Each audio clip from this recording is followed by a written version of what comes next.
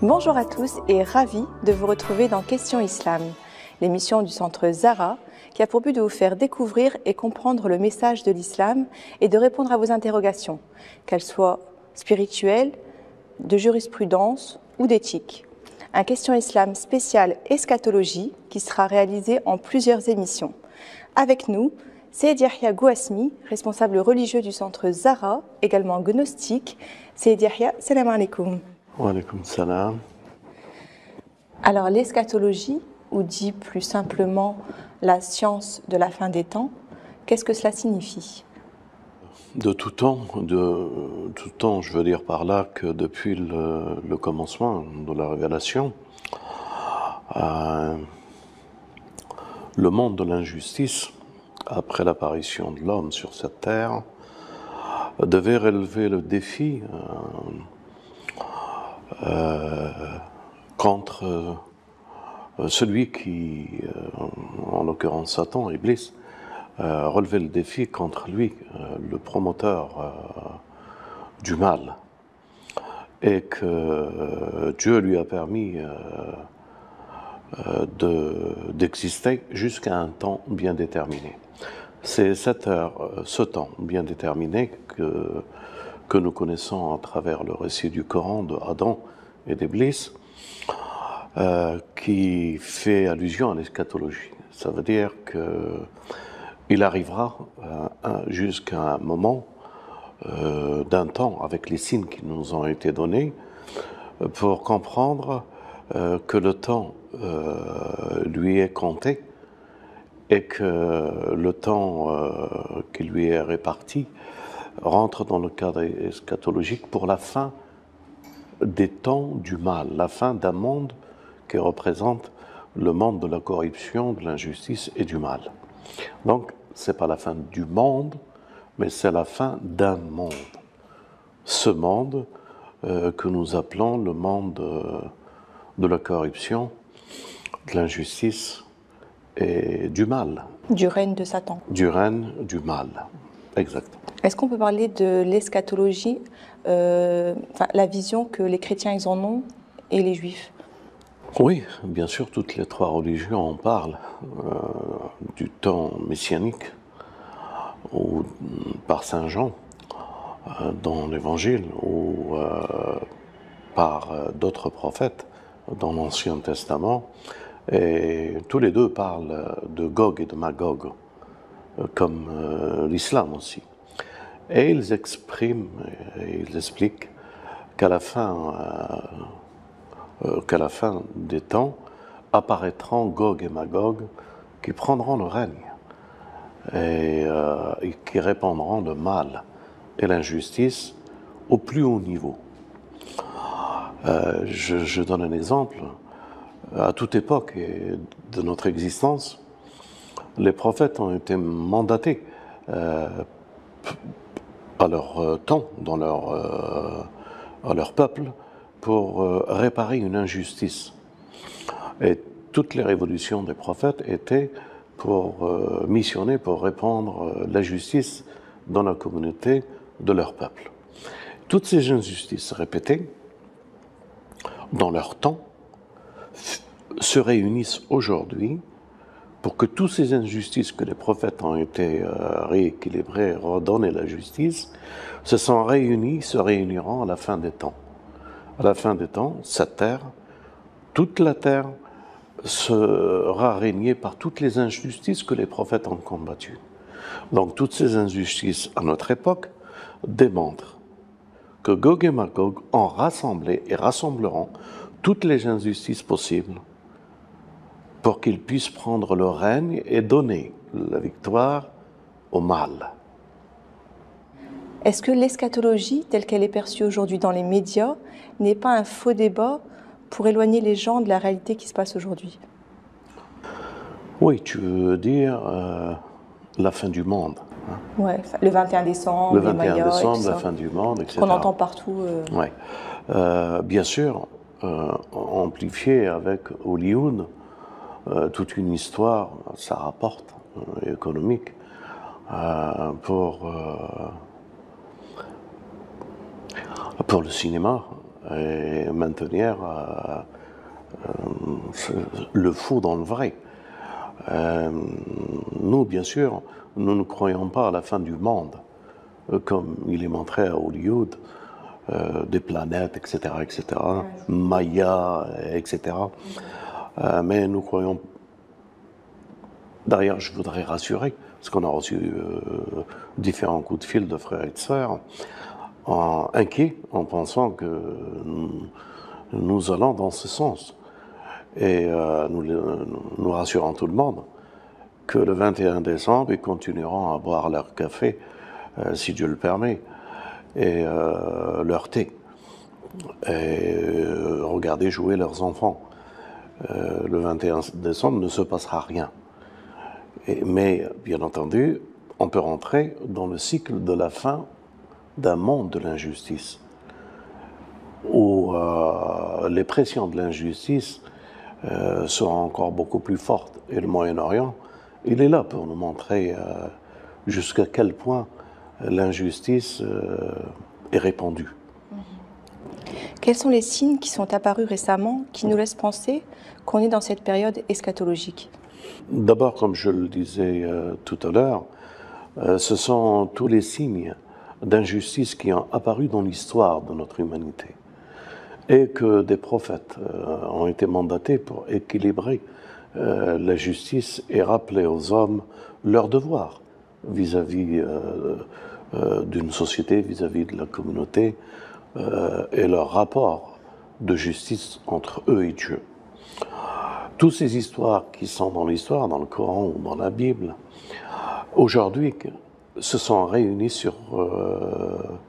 dans le temps contemporain que nous vivons.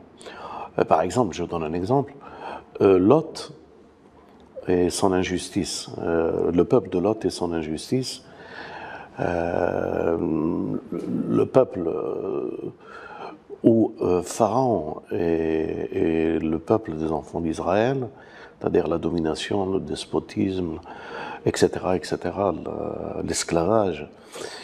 Je ne prends que ces deux histoires, mais il y en a toutes les histoires. C'est une histoire d'un prophète qui va rétablir la justice. Toutes ces histoires, aujourd'hui, on les trouve présentes dans l'actualité. Le peuple de Lot est présent, et encore revendicatif. Et avec tout ce qu'on entend, le mariage pour tous, etc., etc. Donc, le despotisme, les crimes, l'esclavage d'un peuple. Aujourd'hui, l'Amérique, elle est à l'Occident. Israël, l'État-uni d'Israël, et ce qu'elle fait. Donc, toutes ces histoires qui sont dans l'histoire antécédente des prophètes se sont réunies. Et ça, c'est un signe. Deuxième signe, bien entendu, il y a le Coran pour nous, qui est l'un des signes qui nous montre, où il y a des versets qui montrent les signes eschatologiques. J'en prends une, et j'en prendrai d'autres si tu le veux. Il est question, à la fin des temps, dans la Bible, dans l'Évangile, dans le Coran, sortira une bête de la terre, et qu'il parlera aux hommes, et que les hommes diront, c'est un miracle, c'est de la sorcellerie. Ils l'interrogeront et elle répond. Cette bête, dernièrement, l'ordinateur, on l'appelait la bête. Elle est faite de terre, comme le Coran le dit. L'ordinateur est fait de silicium. Donc, l'ordinateur fait partie de l'eschatologie islamique, des signes de l'eschatologie islamique, comme il y en a d'autres aussi. Oui, et on ne peut pas parler d'eschatologie sans rentrer dans la sourate du Coran, la caverne. Par exemple. Pourquoi? Par exemple. Eh bien, parce qu'elle comporte à elle des signes Et selon notre bien-aimé, il nous a conseillé de la lire ou de lire une partie de cette sourate et que nous serons préservés de Gog et Magog. Parce que dans cette sourate, il y a Gog et Magog et le retour de Gog et Magog. Et il y a une autre sourate, c'est la sourate Les Prophètes, où on parle de Gog et de Magog. Est-ce que vous pouvez nous expliquer c'est quoi exactement Gog et Magog? D'accord, mais peut-être que... Ou ce que le Coran dit. Oui, le Coran, il dit, en parlant dans la sourate Al-Anbiya, les prophètes, que Dieu a châtié un peuple et qu'il l'a mis en esclavage et qu'il l'a dispersé sur cette terre, d'une ville, d'une région. Et 3000 ans après, Gog et Magog les ramèneront, ces gens-là. Nous savons que cette région, c'est la Palestine, et cette ville, c'est Jérusalem. Donc, dans l'histoire des enfants d'Israël, le détournement et la malice parmi certaines personnes de ces gens-là ont fait qu'ils se sont détournés de la voie qu'il leur est révélée. Et Dieu, à travers l'histoire, et cette histoire, elle est dans les livres, les a fait sortir et pris en esclavage et dispersés un peu partout. En l'occurrence, c'était la Syrie de l'époque, c'était l'époque irakienne au Nabuchodonosor qui est venu et qui les a fait, il a été très dur et qui les a mis en esclavage. Et bien sûr, cette sourate Al-Anbiya, elle parle aussi qu'après, Gog et Magog les ramèneront. Alors, Gog et Magog, un concept que nous allons peut-être en parler, qui sont-ils? Mais d'abord, continuons ce verset. Il dit que Gog et Magog les rassemblera dans la fin des temps et il les ramènera en Palestine, à Jérusalem, et qui prendront le contrôle avec l'aide de Gog et Magog. Quand tu étudies l'histoire du sionisme, ce qui s'est passé en Europe, et puis après, l'ONU, acheté par Rockefeller, le terrain, bâti, financé par le sionisme, Rockefeller, Morgan et Rothschild, tout ça montre que l'ONU, une conception de l'Occident, durant cette époque, les pays arabes, les pays musulmans colonisés, ils ont voté une loi, quelques mois après qu'ils ont bâti ce machin, comme disait De Gaulle, et qu'ils ont réinstallé les enfants d'Israël, ou ceux qui prétendent l'être, en Palestine. Donc, cette histoire eschatologique, nous sommes rentrés dedans depuis quelques années avant 1948, et que nous poursuivons la voie eschatologique de tout ce qui s'est passé quelques années avant 1948. Donc nous sommes en plein eschatologie, et l'histoire de la science islamique ou chrétienne ou juive ont dans leur livre cette histoire. Et aujourd'hui, les signes sont tellement évidents que nous savons que nous sommes en train de vivre les quelques années, mais très très peu d'années, dans cette eschatologie, pour que la fin de ce monde d'injustice est pour bientôt. Ouais, donc, qui sont-ils? Voilà. Eh bien, qui a ramené, comme le Coran le dit, dans la sourate Les Prophètes, les enfants d'Israël en Palestine? Il y a d'abord Gog et Magog. Ce n'est pas des juifs. Je dis juifs religieux, pas sionisme, c'est le sionisme. Mais ce n'est pas les juifs. Il ne faut pas penser que ça peut être un juif. Il ne faut pas penser non plus que ça peut être un chrétien. Des hommes chrétiens, Gog et Magog, c'est-à-dire le mal. Il ne faut pas non plus penser que c'est des musulmans, ni que c'est des blonds, ni que c'est des noirs, ni que c'est une race humaine bien déterminée. Mais c'est plutôt un ensemble de choses que nous définirons, qui seront pris et supportés, où une partie de l'humanité adhérera à Gog et Magog, et qui le suivront. Donc, la séduction de Gog et Magog, ils peuvent séduire la planète entière, excepté une exception, qui ne tombe pas dans ce piège. Alors, Gog et Magog, c'est une conception, c'est une réflexion qui est manipulable, gérable par le mal, et qui est diffusée à travers le monde. C'est une conception, une idée. Alors, qu'est-ce qu'il y a derrière cette conception et cette idée? L'individualisme, créer ce climat pour que l'homme devienne individuel et qu'il ne reste pas umma. C'est la pseudo-liberté individuelle de faire ce que tu veux.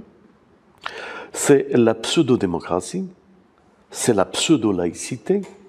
C'est toute cette conception qui font que la terre tout entière va être séduite et qu'à travers cette démocratie, on a pu voter, soi-disant, cette loi qui permettait le retour et la prise de terre de la Palestine par le sionisme. Donc, Gog et Magog, c'est un mélange de l'économie, les banquiers que je viens de citer, et de la politique. La politique au service de l'économie, les guerres et tout ce qui tourne autour du mal, la destruction, décolonisation, du racisme, etc., etc., et l'économie pour financer ces guerres. Donc, Gog et Magog, c'est une union entre l'économie et la politique, entre l'Est et l'Ouest. Gog et Magog, c'est la conception occidentale du monde. Cette conception occidentale du monde, sa propagation, qui est le fil conducteur qui montre cette idéologie qui ne provient que pour détruire et pour mettre dans l'esclavage. Et aujourd'hui, la planète tout entière, elle est soumise à Israël et qu'ils passent la sécurité d'Israël avant leur propre sécurité. Ça veut dire que Gog et Magog, tellement qu'il a été ancré dans les esprits des gens, qu'ils ne sont plus libres de pouvoir réagir librement comme Dieu voudrait qu'ils le soient. Mais esclaves de Gog et Magog, être au service du mal. Je ne sais pas si je suis clair. C'est très clair. Donc là, on vient de parler de Gog et Magog dans la sourate Les Prophètes. On en parle également dans la sourate Les gens de la caverne. Exact. Et d'ailleurs, j'invite les téléspectateurs à bien lire cette sourate pour qu'on comprenne ce que vous allez nous expliquer. Oui, si je dois dire quelque chose, dans la sourate Les gens de la caverne,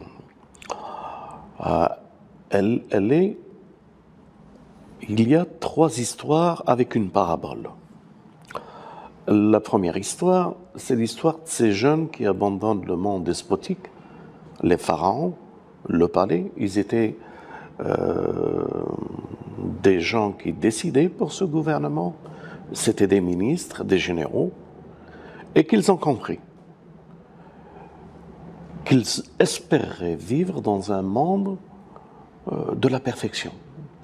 Un monde de la perfection, un monde entouré de Isa, de Jésus, fils de Marie, un homme entouré par le messager de Dieu ou par l'imam du temps que nous attendons. Donc, dans l'espoir de vouloir trouver une société parfaite, ils ont quitté la société qui était imparfaite, d'injustice, et ils ont fui cette société pour essayer de se réfugier quelque part, de trouver le chemin pour aller vers ce qu'ils aiment. Et là, ils sont rentrés dans une grotte, et nous connaissons l'histoire. Mais à chaque détail des versets de cette histoire des hommes de la grotte est un signe eschatologique pour ceux qui réfléchissent. Cette histoire, après, Dieu nous donne une parabole de quelqu'un avec 2 jardins et quelqu'un qui lui conseille, parce que la personne qui a les 2 jardins croit que cela provient de ses efforts, de son courage, de son labeur, alors il oublie Dieu. Et tout ça, c'est une histoire de Gog et de Magog.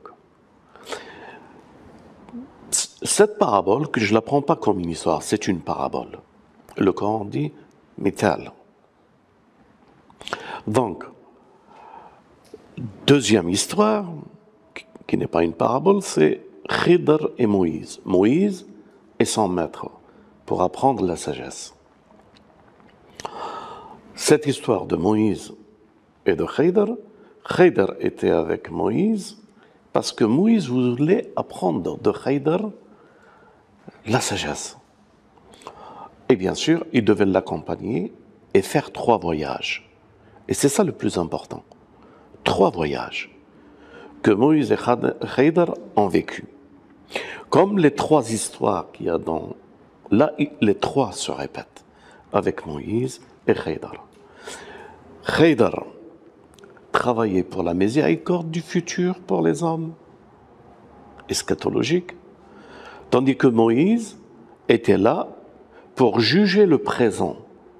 Donc, 2 conceptions.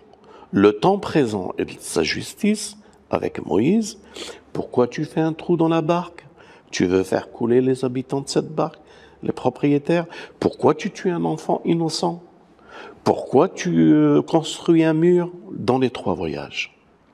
Et tout ça montre 2 temps. Un temps futur pour la miséricorde et un temps présent. Tout de suite après cette histoire, on rentre dans Dhul Qarnayn. Et on t'interrogera sur ce qui est Dhul Qarnayn. Dhul Qarnayn, c'est un homme qui a la possibilité et qui est le compagnon des 2 temps. En langue arabe, Qarnayn veut dire 2 périodes, 2 époques, 2 temps, 2 centaines d'années, 2 cycles. Donc cet homme, parfait, a la possibilité d'avoir les 2 temps. Mais par contre, Moïse et Khidr, Moïse, le prophète, travaillait pour le temps de sa mission, Khidr travaillait pour le temps futur de la miséricorde, et nous voilà dans la 3e histoire pour nous montrer que Dhul Qarnayn lui possède les 2 temps.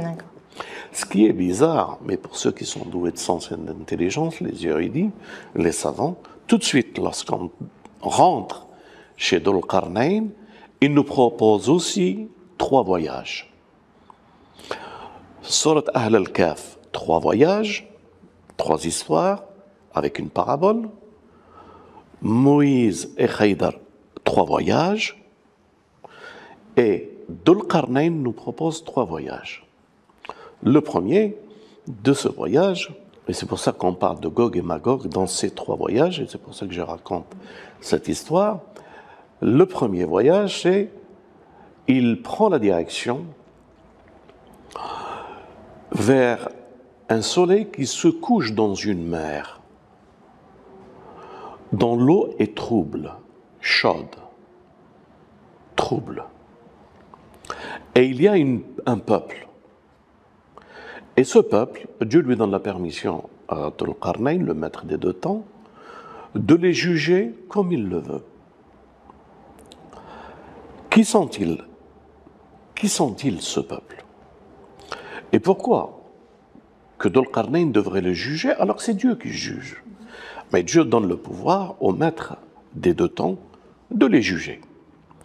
Donc, il les juge, il châtie une partie de la population et il pardonne à une autre. Il dit qu'il pardonne à une autre parce qu'elle avait fait du bien. Et il châtie une grande partie. Ça veut dire quoi?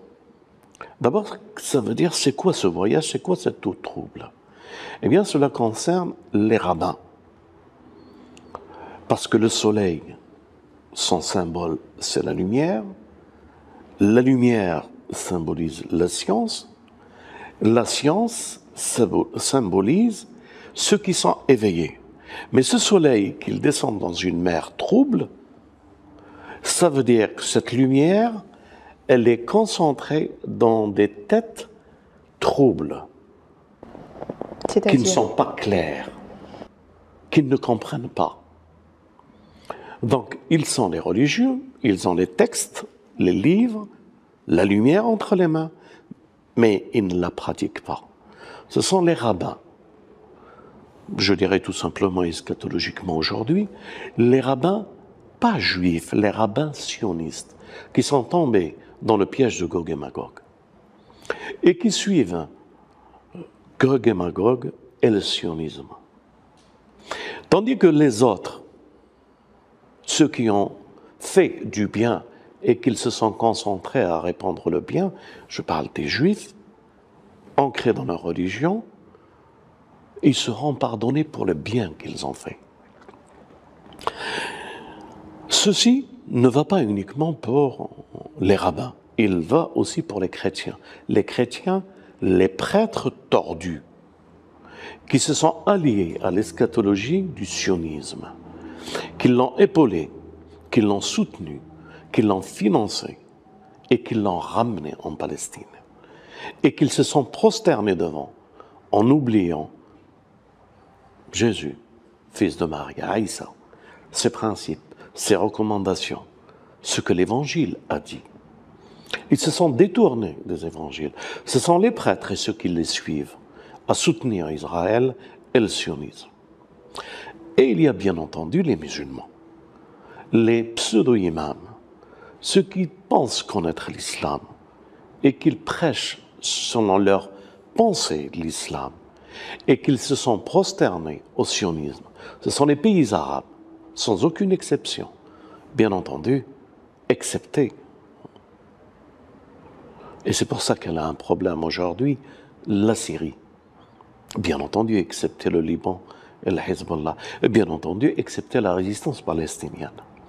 Donc, ces pseudo-musulmans, imams, qui permettent à faire entretuer les musulmans entre eux.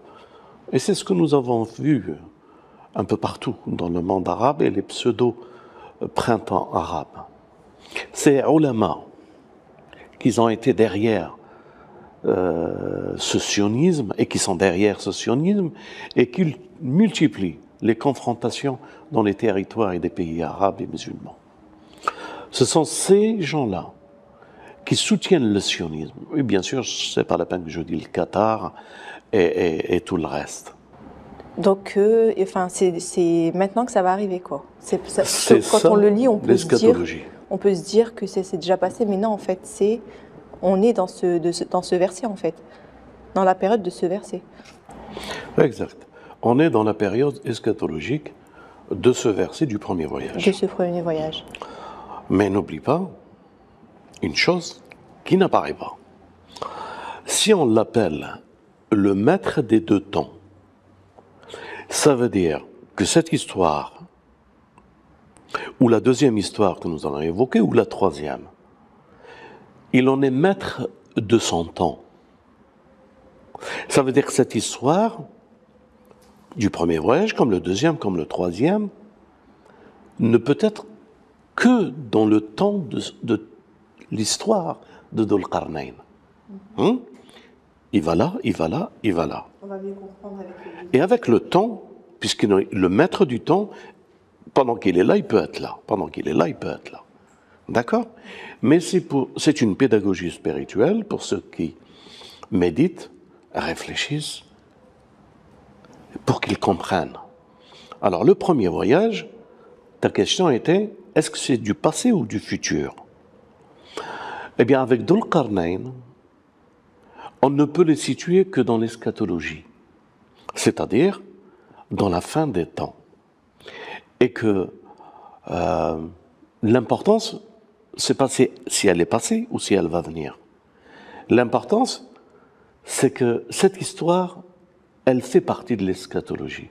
Et nous faisons partie, aujourd'hui, on est en 2012, ce 2012, l'eschatologie a commencé quelques années avant 48. Et nous sommes dans cette période. Donc, première histoire, premier voyage qu'il a fait. Il a fait vers un peuple où l'eau est trouble, une mer où la lumière, le soleil descend dans cette mer trouble. Et ça correspond à ceux qui dirigent notre humanité, allez, je dis religieuse, juive, chrétienne ou musulmane ou autre, et qui n'ont pas la capacité de pouvoir nous diriger, excepté pour une partie d'entre eux, quel qu'il soit leur religion, qu'ils ont fait du bien avant cet événement, parce que la porte de la repentance sera fermée. Je suis clair? Et nous voilà devant ce temps, cette eschatologie, aujourd'hui, devant le deuxième voyage. Et qu'en réalité, quand je vais terminer, tu vas comprendre que tout ça, c'est l'eschatologie et que nous sommes à cette époque. Deuxième voyage, Dhul-Qarnayn va vers un peuple. Là, il était vers un peuple où le soleil se couche dans une eau trouble. Deuxième voyage, il va vers un peuple où le soleil se lève. Donc, premier voyage, coucher du soleil. Deuxième voyage, un soleil qui se lève. Vers un peuple qui n'a pas de protection. Ça veut dire quoi? Ça veut dire tout simplement quelqu'un qui n'a pas de protection. Il y a un langage islamique, religieux, qui dit que celui qui ne se protège pas montre tous ses défauts. Hein? En arabe, on dit « ya sattar al-uyub », sattar, ou celui qui protège les défauts. Par contre, ce peuple, ils ne sont pas protégés. Et le soleil se lève et qu'il montre tous leurs défauts. La lumière qui monte, et quand la lumière, elle frappe, ce soleil, ce symbole lumière-soleil, qui passe sur eux, qui se lève sur eux, tous leurs défauts sont apparents. Alors bien entendu, ce peuple, c'est un peuple humain. Mais bien entendu, ils vivent, ils agissent comme des animaux. Ça nous montre exactement notre siècle.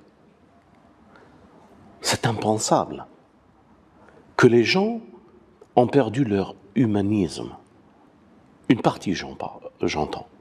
Une grande partie de notre humanité, leur humanité, ils l'ont perdue. Et ils vivent à cheval entre un animal et un humain.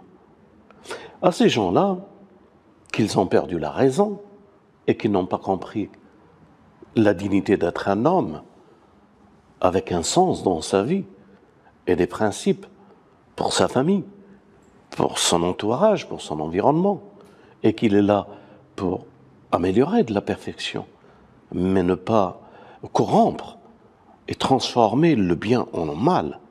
Ces gens-là, ils n'ont pas tout leur raison.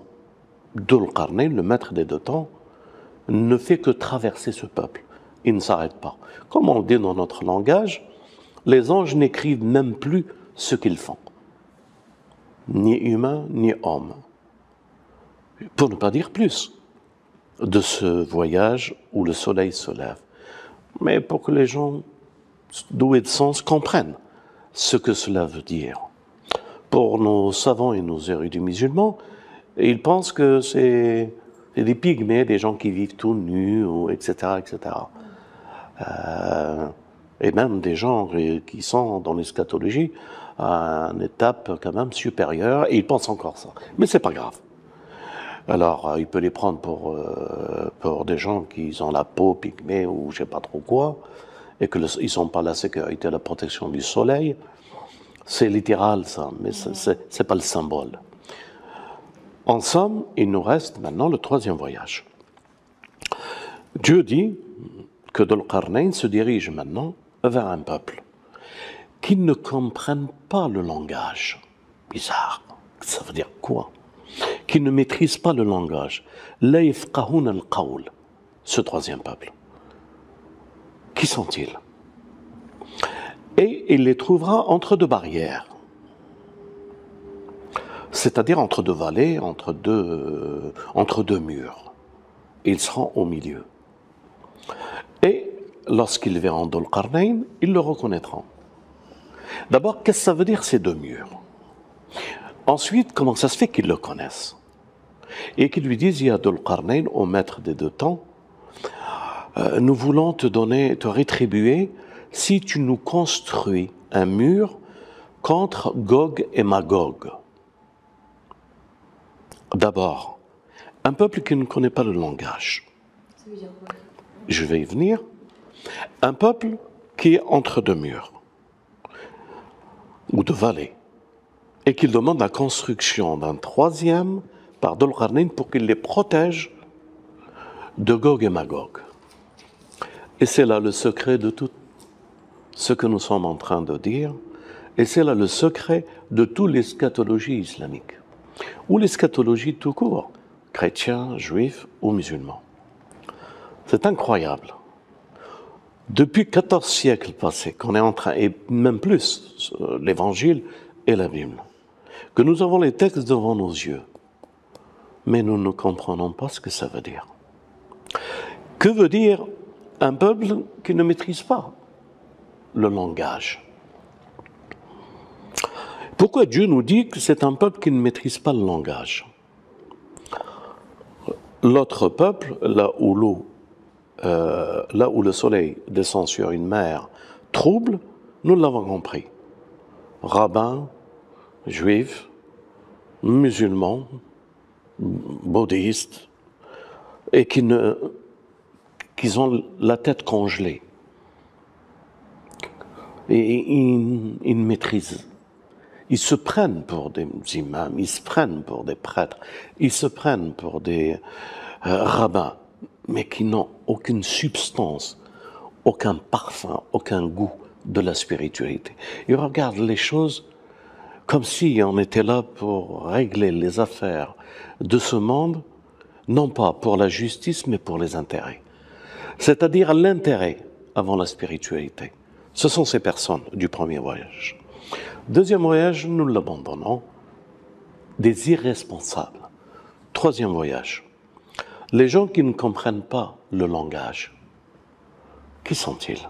Mais qui connaissent Dhul-Qarnayn et qu'ils connaissent la sécurité, enfin qui connaissent et qu'ils ont bâti entre deux mains. D'abord, je commence par bâti, puis après je reviens en langage. Ce sont des gens qui ont compris que Gog et Magog, ils doivent s'en protéger parce qu'il est une conception, une idéologie. Le soleil se lève à l'ouest, non, il se couche à l'ouest et il se lève à l'est. Et là, le voyage se termine au milieu, c'est-à-dire une muraille à l'est et une muraille à l'ouest. Ça veut dire que ces gens ont compris que les idéologies, qu'elles soient de l'est comme de l'ouest, c'est Hajouj et Majouj. C'est une conception. Et ils font toutes leurs possibilités pour se protéger. Mais ils n'arrivent pas. Comment ça se fait, ils n'arrivent pas? Eh bien, tellement la pression elle est forte, tellement les moyens mis par Hajouj et Majouj, économie et militaire, tellement leur influence dans les médias mensonges, dans la propagande, tellement qu'ils ont une puissance de transformer. Ils prennent nos enfants et ils les forment et ils les transforment pour devenir des petits Gog et Magog, en leur donnant des conceptions fausses, en les instruisant alors qu'ils ne font que détruire nos enfants. Ce sont ces gens-là. Ils ont compris qu'ils peuvent se protéger de l'influence de l'Occident, de l'Est comme de l'Ouest. Ce sont les deux murailles, mais qui n'arrivent pas parce que Gog et Magog est trop fort. Et ils demandent à Dhul-Qarnayn de leur donner la sécurité et de construire ce mur. Nos religieux savent ce que je suis en train de dire et ils le comprennent. Et leurs disciples comprennent de quoi je parle sans que je le dise. Il voulait donner un tribut. Il a dit, j'ai auprès de Dieu une richesse beaucoup plus grande que celle que vous me proposez. Mais si vous voulez que je vous aide pour construire ce mur que vous demandez, alors aidez-moi. Avec force, venez avec moi. Soutenez-moi. Allez chercher du fer et du cuivre. Faites du feu. Soufflez. Faites couler le fer et le cuivre. Et nous ferons cette barrière. Mais qu'est-ce que c'est que tous ces symboles? Et pourquoi cette alchimie? Pourquoi se faire? Pourquoi ce mélange? Pourquoi que nous devons l'aider alors qu'il est le maître des deux temps? Il veut que nous participons.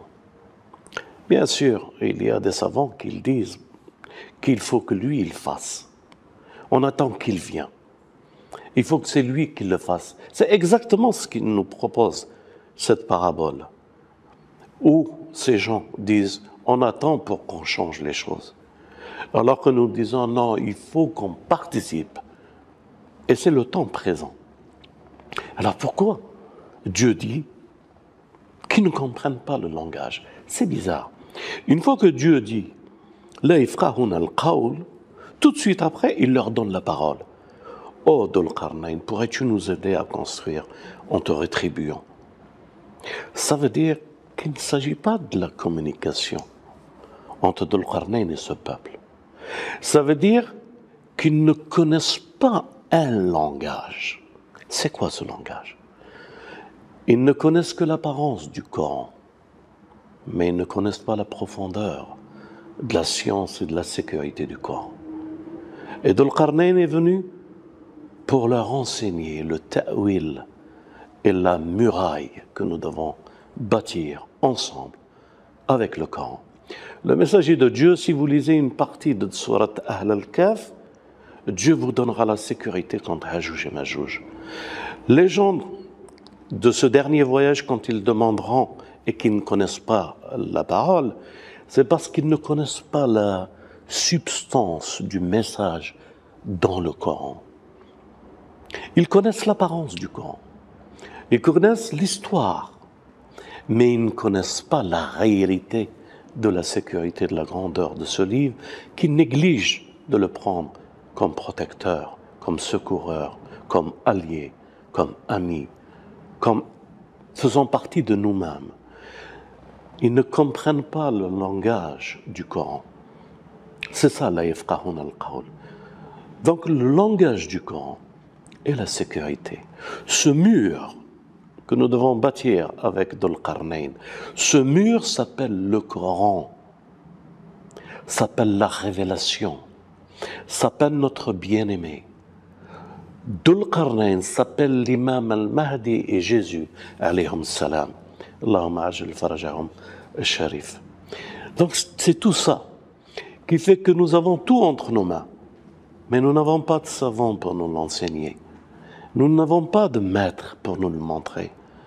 Alors, que Dieu fasse aujourd'hui que Dhul Qarnayn nous l'apprenne. Merci Seyyed Yahya pour tous ces éclaircissements. Cette première émission touche à sa fin. On reviendra très prochainement sur comment se protéger contre Gog et Magog. Si vous avez des questions, n'hésitez pas à nous les envoyer à l'adresse qui s'affiche sur vos écrans. À très bientôt. Salam alaikum.